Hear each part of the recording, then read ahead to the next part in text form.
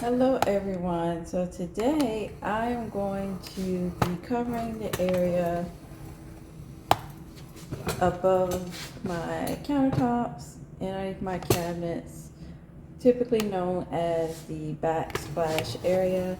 I have moved the stove out of the way, wiped the walls down. As you can see, I've covered the tops of the sockets with painter's tape so they won't get messed up. I'm actually going to be covering it today with wallpaper. I have been trying to decide for a very long time exactly what I wanted to do the backsplash with, and if I want to do a backsplash, and just because I want the ability to change it possibly later, I'm gonna start off with using wallpaper. So this is a wallpaper that I got from Amazon. And it's actually a black wallpaper. Can't really see it right now, but it's a textured wallpaper. You can see a little bit through the plastic. It is a peel and stick. I'm going to take it out of the actual container and show it to you in person. Also, something I want to make you aware of was as a sort of a disclaimer, because this is going to be used as a backsplash. If you're going to use wallpaper, make sure that it's heat resistant. As you can see, it has like a hexagon type pattern on it. The wallpaper itself has a pretty good thickness, and as you can see, it has the peel off backing. Also, since this is a textured wallpaper, I also purchased one of these rubber rollers from Amazon instead of the regular flat smoother, so it wouldn't get stuck over there to smooth it onto the walls, because my walls are slightly textured. Okay, as you can see, I used the countertop length to measure out the wallpaper.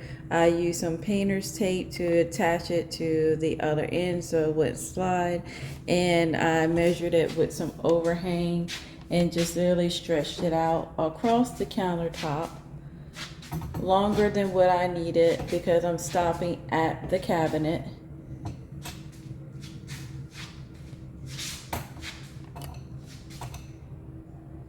And then just left it there because of the natural curl of the wallpaper. It just kind of like hangs on there for me.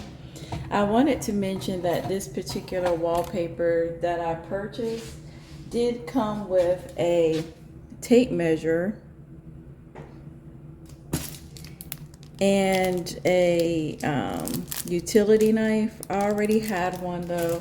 They were shoved into the end point of the wallpaper, and it had this little sticker over it to keep it from sliding around.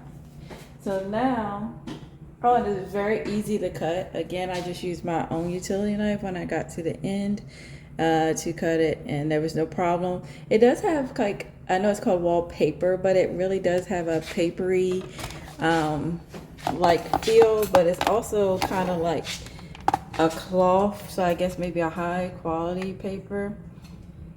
Here's a closer look at the hexagon design.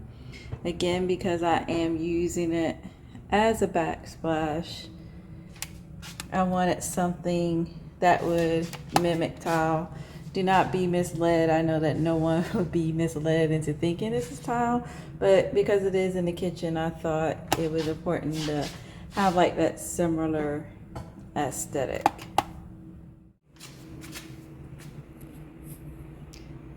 So here we are with the finished product. Total transparency, this took me like an hour and a half, maybe a little more, when I thought it was going to take 15 to 30 minutes maybe. The reason why is because the thing that I thought would make it easier actually made the project harder, and that was working with it in one big long strip, because trying to make sure it was smooth the entire time was a pain, and then just keeping it straight and all those type of things. So even if it's a small space like this, I do recommend using multiple vertical strips as needed versus horizontal. Also, another thing is, because if you try to do it in one strip, no surface is ever level, like truly level. So what happened was, I started from the corner over here. By the time I got over on this side, there was a gap. So I had to piece it together. You can see it when you get up close, but as you see, you can't really tell it when it's far back like that. So that was a pain point, and it was the same. Well, the middle I knew I was gonna have to do anyway, because of the microwave in the hood, and you can only see it, like you can tell it, but you can't see the strip unless you're really close up on it. But that's where the stove is gonna be when I put it back, so it won't matter. I did use also a peel and stick trim, matte black trim that I got from Amazon as well. I do have more trim left, but it's just slightly short, maybe like 2 inches short. So I decided I'm not gonna buy more just to have 2 inches. I mean, you can't get in that small of a pack, and I don't need it for anything else right now. So once the stove is pushed back, you won't see it. It won't matter anyway. But I really do like the way it turned out. Like, when you look, like, it looks really good. But I just made it way harder for myself than I needed to.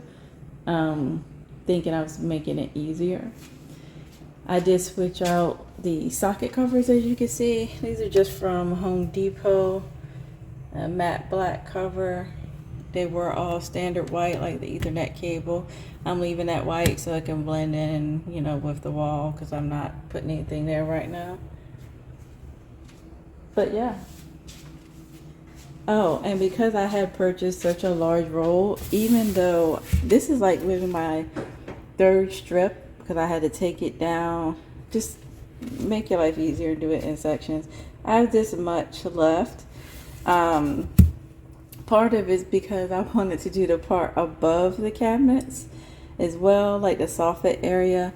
Up here, I still may, but not today, because like I said, I spent way more time on this than I thought. Or also like the kick plate area, like in front of my island where people sit, so if they kick it, they won't get it, the wall dirty. Things like that. I don't know, but this is, I'm done for the day. All right, so all the links will be listed below. Make sure you like, comment, and subscribe, and let me know what you think.